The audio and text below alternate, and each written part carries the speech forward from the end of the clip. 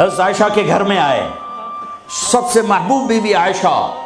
ایک بتایا اللہم ھذا قسمی فیما املک ولا تؤاخذنی فیما تملک ولا املک، اے میرا رب تو گواہ ہے میں اپنی بیویوں میں انصاف کرتا ہوں لیکن میری محبت عائشہ سے زیادہ ہے، اس پہ میری پکڑ نہ فرمانا۔ جن کے گود میں لیٹے ہوئے، جن کے سینے پر سر رکھے ہوئے اللہ کو جان دی، جن کے حجرے میں قیامت تک کے لیے آرام گاہ بنی، وہ اماں عائشہ جس کے حجرے میں صدیق و فاروق سوئے ہوں،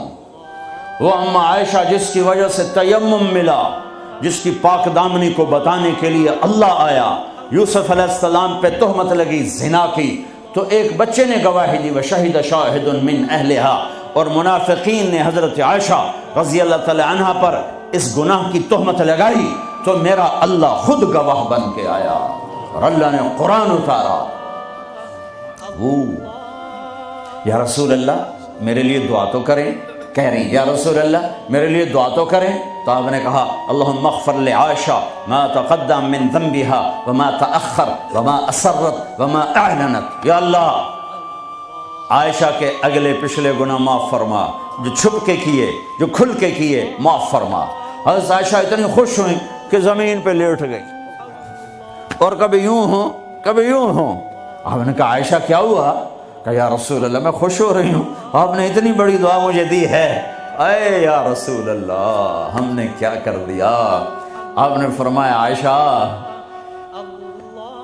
یہ دعا میں اپنی امت کے لیے روزانہ مانگتا ہوں،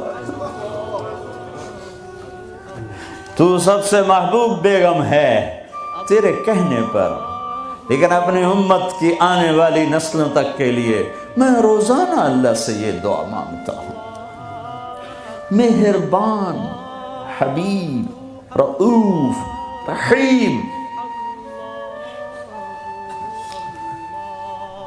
اوپر رب کائنات نیچے رب محمد، دو ہستیوں کے درمیان مہربان ترین رحیم ترین